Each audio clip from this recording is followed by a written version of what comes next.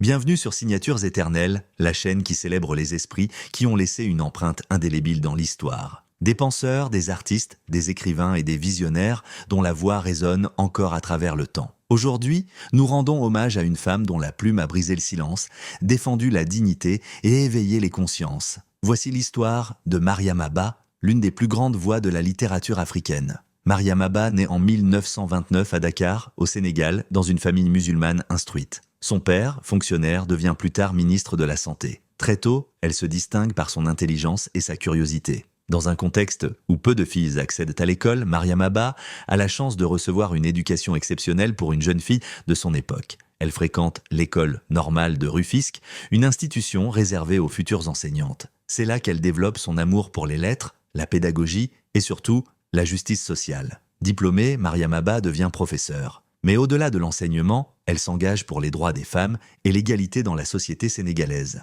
À une époque où les voix féminines étaient souvent réduites au silence, elle ose s'exprimer. Elle milite pour une meilleure représentation des femmes dans la vie publique, pour leur accès à l'éducation et contre les injustices liées au patriarcat. Sa vie personnelle, marquée par un mariage difficile et un divorce, renforce encore sa détermination à parler pour celles qui n'ont pas de voix. En 1979, Mariama Ba publie son premier roman, Une si longue lettre. Ce chef-d'œuvre, écrit sous forme d'une longue lettre d'une femme à sa meilleure amie, est un cri du cœur. À travers les mots de Ramatoulaye, Mariama Ba dénonce les inégalités, la polygamie, la solitude et les injustices subies par les femmes africaines. Mais au-delà de la douleur, elle y glisse aussi une immense espérance, celle d'un avenir où les femmes seront libres, instruites et respectées. L'œuvre reçoit le Grand Prix littéraire d'Afrique noire et devient un classique mondialement étudié, traduit dans de nombreuses langues. Avant sa mort, Mariama Ba travaille sur un second roman, Un chant écarlate, publié en 1981, peu après sa disparition. Elle y aborde un autre thème universel, l'amour entre deux êtres que tout oppose, un Africain et une Européenne,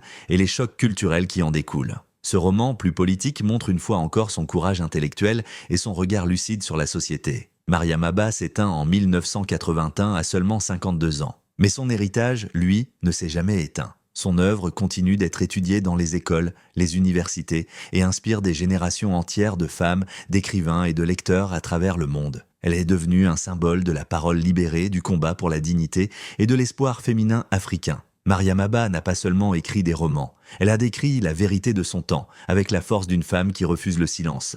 Ces mots ont ouvert la voie à toute une génération de femmes africaines qui ont compris qu'écrire, c'est déjà résister. L'amour, c'est aussi accepter de lutter ensemble contre les injustices. Mariama Ba, et pour tout cela, son nom brille à jamais parmi les signatures éternelles.